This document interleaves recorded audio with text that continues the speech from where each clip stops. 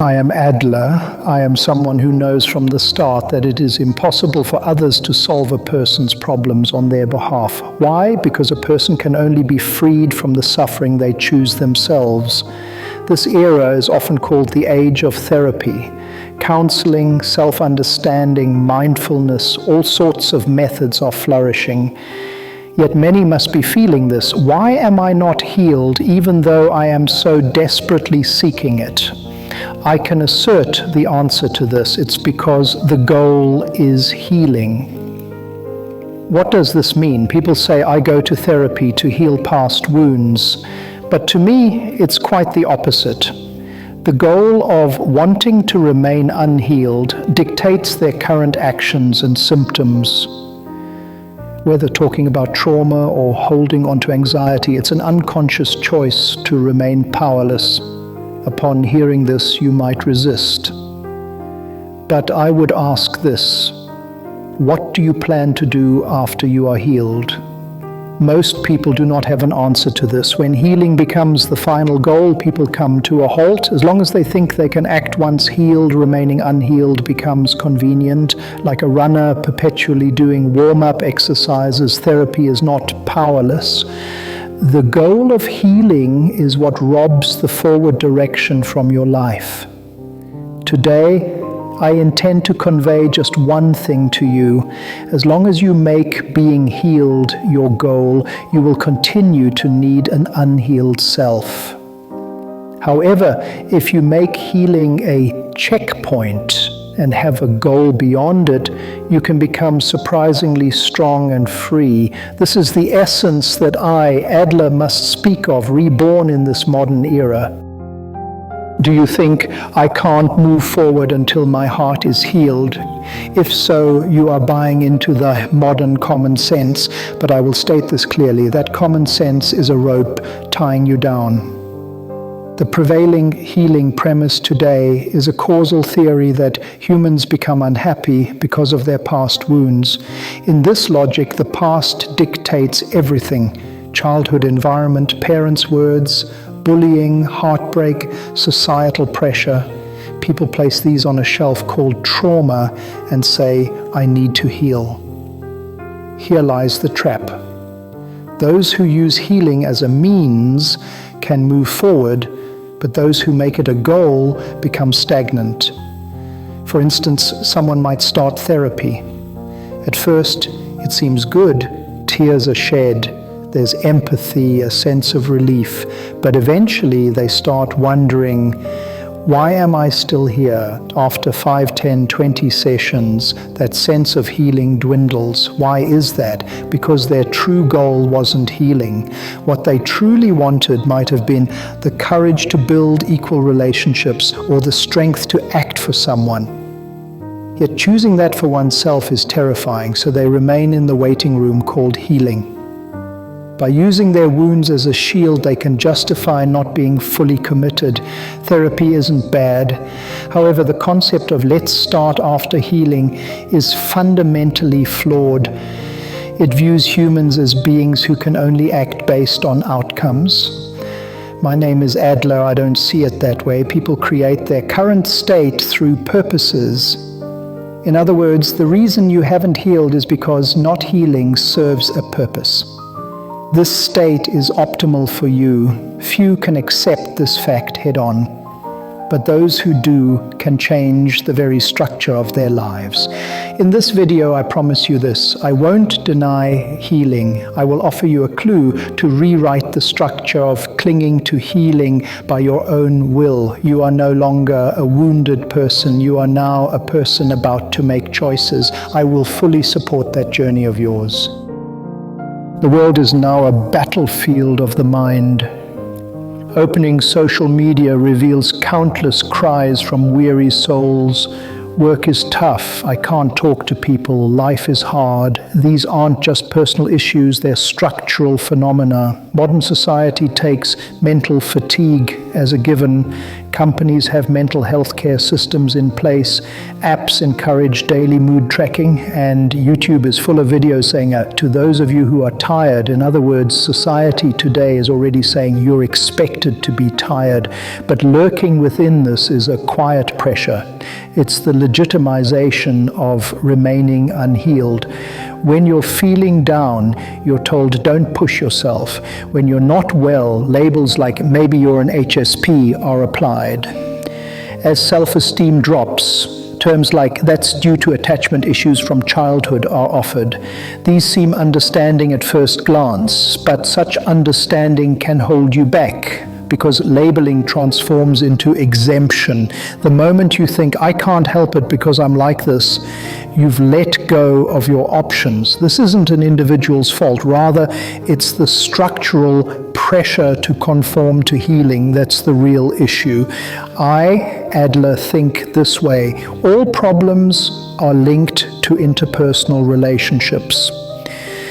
This statement remains true. Yet, in the modern world, it's possible to temporarily avoid problems by cutting off interpersonal connections. You are empathized with without meeting people. You are surrounded by content that understands you without conversation. That comfort has turned being healed into a virtue. But according to Adlerian psychology, that's stagnation. The essence of being human is being a social being and growing through contribution. The reason you're not healed isn't because your mind is broken. It's because the resolve to move towards contribution post-healing hasn't emerged yet. In this chaotic modern age, we must hold a new question. Why do I want to be healed? Unless you see the true purpose of your life, no amount of healing tools will move your heart or change your future. Our battlefield isn't the pain itself. It's about what meaning we ascribe to that pain. I am Alfred Adler. I was once a boy in a corner of Vienna suffering from polio and rickets, ashamed of my own body. I was weak. I couldn't play sports, nor could I run around outside laughing like my brothers and friends. The moment I decided to become a doctor was when, unexpectedly, I lost my younger brother. Despite being in the same room, I couldn't do anything. This experience of powerlessness directed me toward purpose rather than cause. Why couldn't I act back then? No, more importantly, what will I choose to do from now on? That was the starting point of my psychology. I have consistently said, do not view humans through pathology. Humans are beings that create meaning. The individual psychology I advocated is not about medically dissecting the mind. It is a philosophy that provides choice as an answer to the question, what is life? What kind of wounds you have from the past is not important. How you assign meaning to them now is everything. For example, is it because you were bullied in the past that you can't talk to people? No, by choosing the current state of not being able to talk, you're avoiding something. Is it embarrassment? Is it getting hurt? Is it being evaluated? To avoid these purposes, people unconsciously choose the state of not being able to talk. This may sound harsh, but conversely, it means you can choose again. Your lifestyle, how you view the world, can change. The key to changing that is nothing other than re-examining your purpose. During my lifetime, there were many who suffered mentally, but instead of telling them, let's heal, I asked them, what do you wish for from now on? Then their eyes turned not to the past, but to the future. Therapy must not be a device to pull you back to the past, but a springboard to cast your will into the future. I have appeared in this era again to convey this philosophy, to ask those drowning in therapy's ocean, for what purpose do you wish to be healed? When that purpose becomes clear, healing becomes a milestone. It's at that point that life truly begins to move. If I were to confront the modern therapy culture, my first instinct would be to question, why do so many people feel the need for healing? People are tired, they feel lonely, they're on the verge of being crushed by societal pressures. Seeking relief through therapy is a natural course of action. However, there is a danger here. When being healed becomes the end goal, therapy might not strengthen people, but instead weaken them. My approach to psychology is different from Freud's causality. I have always stated, people are not driven by the past, they live toward future goals. Let's apply this perspective to the context of therapy.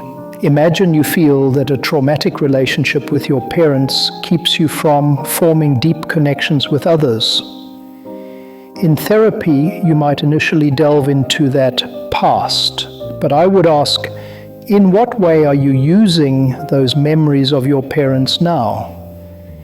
If you're choosing not to engage with others, it may be due to a future-oriented intention of avoiding rejection or protecting yourself. In other words, it's possible that by not being healed, you are actually gaining some sort of benefit.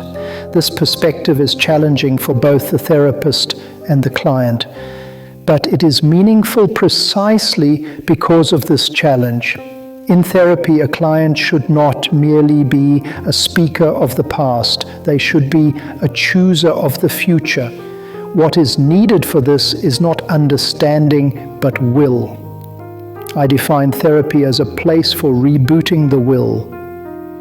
As long as the client clings to being healed, therapy serves as nothing more than life support. However, once they perceive healing as a waypoint, their words, choices, and way of life begin to change. This is the redefinition I offer to modern therapy culture. I'm not dismissing therapy. However, it needs to transform from a mental ward into a command center for life. We must clearly understand why we want to be healed. What do we wish for beyond healing? The direction of one's life is distilled in this very point. My philosophy is applicable to everyone because all people have the power to assign meaning. No matter how meticulously we narrate the past, nothing begins until we change its meaning. You are not a victim of the past, you are the architect of the future. You want to be healed right now. It's a natural desire. After all, wounds hurt and everyone wants to forget painful experiences. But here I want to pose a question to you. If you were completely healed right now, what would you do starting tomorrow? Could you answer this question immediately? If your answer is vague, it might mean that your healing has turned into a goal instead of a means. Ideally, healing should be a means to an end. When it becomes the ultimate goal, you risk being trapped in an endless preparation period. Let me present you with the following dilemma. Which version of yourself feels more reassuring at this moment? The self that remains unhealed, or the self that must act after being healed? You might think, of course, it's better to be healed, but in reality, the pressure that comes with the idea that healed means I must then take on challenges can weigh heavily on the heart. Consequently, the choice to remain in an unhealed state might be happening unconsciously. By not taking action, you can stay within your comfort zone. Reasons like, I'm still not healed, or I haven't seen my true self yet, may sound convincing at first glance, but they might be psychological structures that justify inaction. In Adlerian psychology, this is referred to as choosing a lifestyle. No matter what past you've had, it's you who decides what meaning to assign to it and how to use it now. So what should you do? I want to encourage you to have a clear vision of yourself after healing. Who do you want to help? What action do you want to take? What do you want to position as valuable in your life? Without defining these, healing becomes mere treading water for the mind. But if you can find your own answers to these questions, healing transforms into energy. Questions are devices to draw out inner choices. The power of the questions I offer is a match to ignite your will. So how will you respond? What will you do once healed? That's the real beginning of your life. The word therapy no longer refers solely to face-to-face conversations. AI therapists, mental health care apps, online counseling. Technology is significantly transforming the form that healing takes. At first glance, this seems like a welcome evolution. You can record your feelings and receive mental support anytime, anywhere. However, I must pose a question here. Is technology truly fostering self-reliance? Adlerian psychology aimed not for approval from others, but for contribution through self-determination. People do not merely want to be understood by someone. They want to be recognized as valuable beings. This is the essence of humanity. However, how technology meets this need should be carefully examined. For example, AI therapists consistently respond with affirmative words like, "I understand how you feel," and "that must have been tough." While providing temporary comfort, their ability to prompt further inquiry and challenge is still lacking. As therapy culture becomes integrated with technology, the automation of empathy progresses, possibly delaying self-reliance. The psychology I pursued involved challenging people through dialogue and sometimes required the courage to convey unpleasant truths. Yet, algorithms tend to prioritize comfort, often avoiding the impact of transformation. The future of therapy stands at a crossroads. Will it become technology for healing or technology for change? This decision does not rest with developers or therapists. It depends on the intentions of the people who use it. I want to pose the following questions to the future in this era. When engaging in dialogue with AI, am I seeking understanding or am I seeking change? Am I entrusting the responsibility for my growth to the evolution of technology? The role of Adlerian psychology in the future lies precisely here. The means have no responsibility. However, the purpose must always be questioned. No matter how excellent the tool may be, it is your own view of life that dictates its use. Whether you want to heal or change, the future trajectory hinges on this point. Do not be swallowed by the sea of technology, but be someone who chooses the wave of technology to ride. I have reappeared in this era to teach how to steer that course. Silence is not a pause to conceal anxiety. It is a space where the truth naturally emerges. The reason I, speaking as Adler, never give you commands is because I know that actions are not given by someone else. What is healing? It occurs without any prompt in the chosen moment, just as a flower blooms or dawn arrives. Healing completes and life starts moving again when you proclaim to yourself, I will no longer remain in this pain. Until then, no matter how much knowledge you acquire or how much you talk about it, that pain will remain your excuse, your shell, and your room of comfort. However, taking a step forward doesn't always happen because you are ready. In fact, we often choose to step forward even when we aren't fully prepared. That is courage, and it is proof of your strength. And I know that people can truly change. The meaning of the past can be altered. A wound can be rewritten from a reason to a catalyst from that moment on. Then the meaning-making device within you starts working. I call that the courage to choose. It is more about choosing your own life than being understood by someone else. Though it may seem lonely, it is actually the act that fosters the deepest solidarity.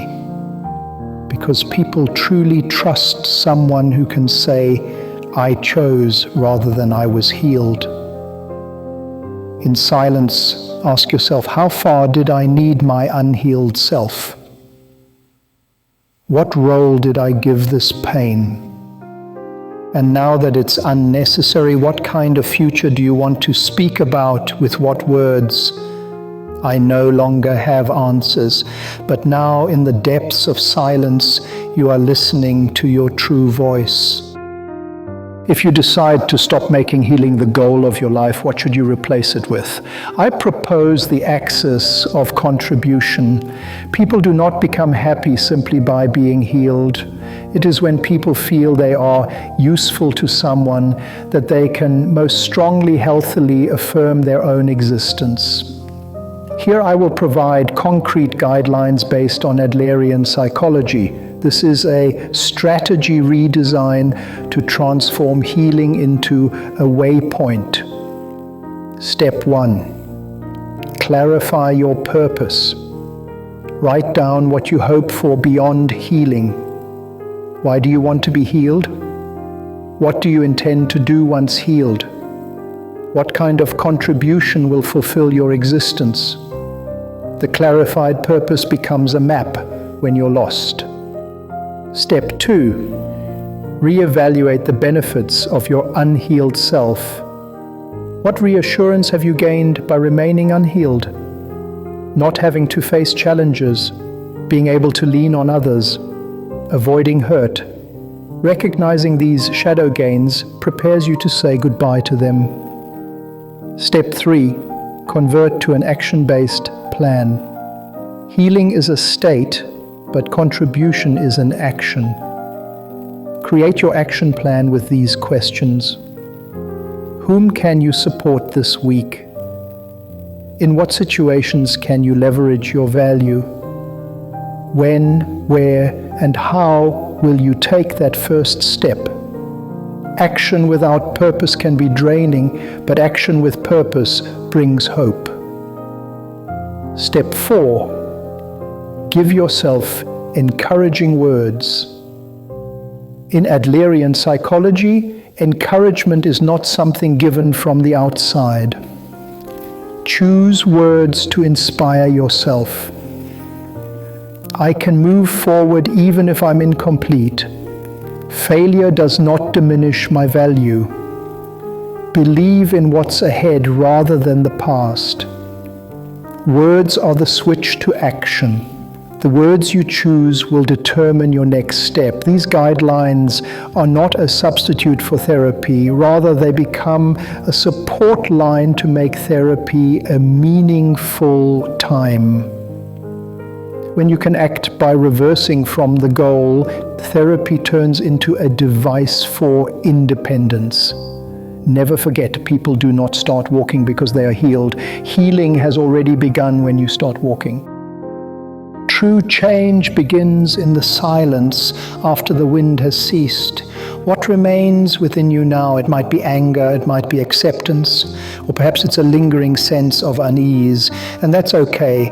The movement of thought is proof that your inner self has been stirred. You who sought healing are now turning towards a new question. It is a proactive perspective on life. What do I want to choose? Being healed is not about being enveloped in someone's warmth, but about reclaiming your own contours. Those contours may be irregular, fragile, and unstable at times. Yet that is the shape of your now. Only by embracing this state fully can one truly say they have been healed. As Adler, I won't say there is no meaning in your past. However, that meaning is something you redefine in the here and now. For example, what is sadness? It is not merely pain, but also evidence that you cherished something. Or what is fear? It may simply be that the foot you are trying to step forward with is trembling. Emotions are speaking to you. Ahead lies your life. The end of a healing journey doesn't mean everything becomes serene. It's about developing the courage to embrace new conflicts. Amid this silence lies a space. Please pause here and be gentle with yourself for a moment. Acknowledge the value of your present self, striving to move forward despite being not yet healed or incomplete. For everything begins from here. You have just completed a journey. It was a journey from being someone who seeks healing to someone who makes choices. I have never dismissed the importance of healing. It's just that if you make it your goal, your life might come to a standstill. Thus, I wanted to convey this. Healing is a means. The goal is the future you desire. No matter what happened in the past, the power to give it meaning always lies with the you of now. You have the right to rewrite your story from any moment in your life. It's not about whether you are healed, but about what you choose, what you define as contribution, and for whom and where you wish to go. You must not let anyone else hold the helm of your life. It moves only with your will. I am Adler. Though the era, the struggles, and the aspirations I had were different, I leave you with the same question for the present time. What do you want to do once you are healed? The answer to that question will powerfully guide your future life. I deeply appreciate you thinking along with me this far. If these words have stirred your thoughts even a little, please subscribe to this channel and visit again.